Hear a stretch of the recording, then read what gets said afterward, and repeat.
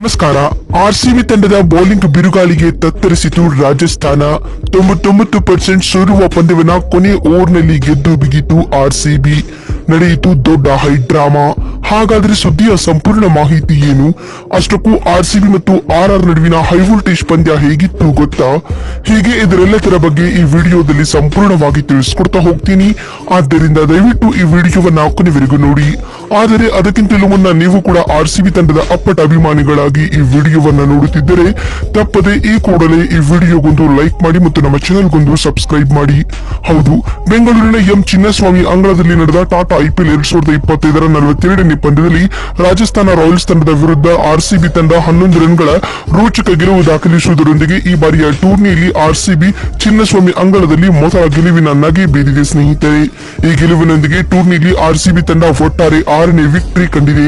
ಚಿನ್ನಸ್ವಾಮಿ ಅಂಗಳದಲ್ಲಿ ಆರಂಭವಾದ ಈ ಒಂದು ಪಂದ್ಯದಲ್ಲಿ ಎಂದಿನಂತೆ ರಜತ್ ಪಾಟಿದಾರ್ ಇಲ್ಲಿಯೂ ಕೂಡ ಟಾಸ್ ಸೋಲಬೇಕಾಯಿತು. ಅದರಂತೆ ಅನಿವಾರ್ಯವಾಗಿ ಬ್ಯಾಟಿಂಗ್ ಮಾಡಲು ಬಂದಿಳಿದ ಆರ್ಸಿಬಿ ತಂಡ ಉತ್ತಮ ಆರಂಭವನ್ನ ಪಡೆದುಕೊಂಡಿತು ಸ್ನೇಹಿತರೆ. ಮೊದಲ ವಿಕೆಟ್ಗೆ ಫಿಲ್ ಸ್ಲಾಟ್ ಹಾಗೂ ವಿರಾಟ್ ಕೊಹ್ಲಿ ರವರ ನಡುವೆ 61 ರನ್ಗಳ ಜೊತೆ ಆಟ ಮೂಡಿ ಬರುತ್ತದೆ. ಪವರ್ ಪ್ಲೇ ಮುಕ್ತಾಯದ ಬಳಿಕ ಫಿಲ್ ಸ್ಲಾಟ್ ರವರು 23 ಎಸೆತಗಳಿಂದ 26 ರನ್ ಬಾರಿಸಿ ವರಿಂದು ಹೊಸಂಗರ್ ಅವರ ಬೌಲಿಂಗ್ ನಲ್ಲಿ ವಿಕೆಟ್ ಒಪ್ಪಿಸಿದರು. ಆದರೆ ಅದಾದ ಬಳಿಕ ಎರಡನೇ ವಿಕೆಟ್ಗೆ ಜೊತೆಯಾದ ವಿರಾಟ್ ಕೊಹ್ಲಿ ಹಾಗೂ ದೇವದತ್ ಪಡಿಕ್ಕಲ್ ರಾಜಸ್ಥಾನದ ಬೌಲರ್ಗಳ ಮೇಲೆ ಸವಾರಿ ಮಾಡಿದರು ಸ್ನೇಹಿತರೆ. ಇವರಿಬ್ಬರ ನಡುವೆ ಎರಡನೇ ವಿಕೆಟ್ಗೆ 95 ರನ್ಗಳ ಪಾರ್ಟ್ನರ್ಶಿಪ್ ಕೂಡ ಕಂಡು ಬಂದಿತ್ತು ಅಂತಾನೆ ಹೇಳಬಹುದು. ಈ ಮಧ್ಯೆ ವಿರಾಟ್ ಕೊಹ್ಲಿ 42 ಎಸೆತಗಳನ್ನು ಎದುರಿಸಿ 70 ರನ್ ಬಾರಿಸಿ ಜೋಫ್ರಾ ಆರ್ಚರ್ ಅವರ ಬೌಲಿಂಗ್ ನಲ್ಲಿ ವಿಕೆಟ್ ಒಪ್ಪಿಸಿದರು. ಈ ಅರ್ಧಶತಕದೊಂದಿಗೆ ವಿರಾಟ್ ಕೊಹ್ಲಿ ಈ ಸೀಸನ್ ನ 5ನೇ ಹಾಫ್ ಸೆಂಚುರಿ ಬಾರಿಸಿದ ವಿಶ್ವ ದಾಖಲೆಯನ್ನ ಕೂಡ ನಿರ್ಮಿಸಿದರು. ಇದಾದ ಬಳಿಕ ದೇವದತ್ ಪಡಿಕ್ಕಲ್ 26 ಎಸೆತಗಳಲ್ಲಿ ಸ್ಫೋಟಕ ಅರ್ಧಶತಕ ಸಿಡಿಸಿದರು. ಇದರೊಂದಿಗೆ back to back half century ಸಿಡಿಸಿದ ಇತಿಹಾಸವನ್ನ ಕೂಡ ಪಡಿಕ್ಕಲ್ ನಿರ್ಮಿಸಿದರು. ಆದರೆ ಅರ್ಧಶತಕದ ಬೆನ್ನಲ್ಲೇ ಸಂದೀಪ್ ಶರ್ಮರವರ ಬೌಲಿಂಗ್ ನಲ್ಲಿ ನಿತೀಶ್ ರಾಣಾಗೆ ಕ್ಯಾಚ್ ನೀಡಿ ಪೆವಿಲಿಯನ್ ಸೇರಿಕೊಂಡರು ಪಡಿಕ್ಕಲ್. ಆದರೆ ಕೊನೆ ಹಂತದಲ್ಲಿ ಟೀಮ್ ಡೇವಿಡ್ 23 ರನ್ ಹಾಗೂ ಜಿತೇಶ್ ಶರ್ಮಾ ಅಜಯ 20 ರನ್ ಬಾರಿಸಿ ತಂಡದ ಮೊತ್ತವನ್ನ 200 ರನ್ಗಳ ಗಡಿ ದಾಟಿಸಿದರು.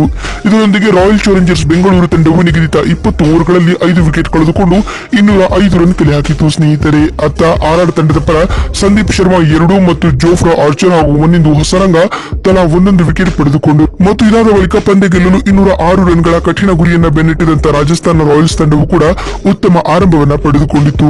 ವೈಭವ್ ಸೂರ್ಯವಂಶಿ ಹಾಗೂ ಯಶಸ್ವಿ ಜೈಸ್ವಾಲ್ ಆರ್ಸಿಬಿ ಬೌಲರ್ಗಳನ್ನ ಪವರ್ ಪ್ಲೇ ನಲ್ಲಿ ಅಕ್ಷರಶಃ ಚೆಂಡಾಡಿದರು ಸ್ನೇಹಿತರೆ. ಆದರೆ 5ನೇ ಓವರ್ ನಲ್ಲಿ ತಂಡದ ಸ್ಕೋರ್ 52 ರನ್ ಆಗಿದ್ದ ವೇಳೆ ವೈಭವ್ ಸೂರ್ಯವಂಶಿ ಭುವನೇಶ್ವರ್ ಕುಮಾರ್ ಅವರ ಬೌಲಿಂಗ್ ನಲ್ಲಿ 16 ರನ್ ಬಾರಿಸಿ ವಿಕೆಟ್ ಒಪ್ಪಿಸಿದರು. ಅದಾದ ಬಳಿಕ ನಿತೀಶ್ ರಾಣಾ 28 ರನ್ಗಳಿಗೆ ಕುರ್ನಾಲ್ ಪಾಂಡ್ಯ ಅವರ ಬೌಲಿಂಗ್ ನಲ್ಲಿ ಪೆವಿಲಿಯನ್ ಸೇರಿಕೊಂಡರು. ಆದಿಯಾಗೂ ಯಶಸ್ವಿ ಜೈಸ್ವಾಲ್ ಅದ್ಭುತ ಆಟವನ್ನ ಆಡಿ ಕೇವಲ 19 ಎಸೆತಗಳನ್ನು ಎದುರಿಸಿ 7 4 ಹಾಗೂ 3 6 ಗಳೊಂದಿಗೆ 250ರ ಸ್ಟ್ರೈಕ್ ರೇಟ್ ನಲ್ಲಿ 49 ರನ್ ಕಲೆ ಹಾಕಿ 1 ರನ್ ಗಳಿಂದಾಗಿ ಶತಕ ವಂಚಿತರಾದರು ಸ್ನೇಹಿತರೆ. ಇದಾದ ಬಳಿಕ ರಿಯಾನ್ ಪರಾಗ್ ಕೂಡ 22 ರನ್ ಬಾರಿಸಿ ವಿಕೆಟ್ ಒಪ್ಪಿಸಿದರು. ನಂತರ ಶಿಮ್ರನ್ ಹೆಟ್ಮೇರ್ 11 ರನ್ ಬಾರಿಸಿ ಪೆವಿಲಿಯನ್ ಸೇರಿಕೊಂಡರು. ಆದಿಯಾಗೂ ಏಕಾಂಗಿ ಹೋರಾಟ ನಡೆಸಿದ ಧ್ರುವ ಜುರೇಲ್ ರವರು ಆರ್ಆರ್ ತಂಡಕ್ಕೆ ಗೆಲುವು ತಂದುಕೊಡಲು ಹೋರಾಟ ನಡೆಸಿದರು. ಅದರಲ್ಲಿಯೂ 18ನೇ ಓವರ್ ನಲ್ಲಿ ಭುವನೇಶ್ವರ್ ಕುಮಾರ್ ರವರಿಗೆ ಒಂದೇ ಓವರ್ ನಲ್ಲಿ 22 ರನ್ ಬಾರಿಸುವುದರೊಂದಿಗೆ ಪಂದ್ಯವನ್ನ ಕೊನೆ ಓವರ್ ವರೆಗೂ ಕೊಂಡೊಯ್ಯುವಲ್ಲಿ ಧ್ರುವ ಜುರೇಲ್ ಮಹತ್ತರವಾದ ಕೊಡುಗೆ ನೀಡಿದರು ಅಂತಾನೆ ಹೇಳಬಹುದು ಸ್ನೇಹಿತರೆ. ಆದರೆ 19ನೇ ಓವರ್ ನಲ್ಲಿ ಜೋಸ್ ಹೆಜಲ್ವುಡ್ ರವರು ಧ್ರುವ ಜುರೇಲ್ ರವರ ವಿಕೆಟ್ ಪಡೆಯುವ ಮೂಲಕ ಆರ್ಸಿಬಿ ತಂಡವನ್ನ ಮತ್ತೆ ಪಂದ್ಯಕ್ಕೆ ತಂದರು.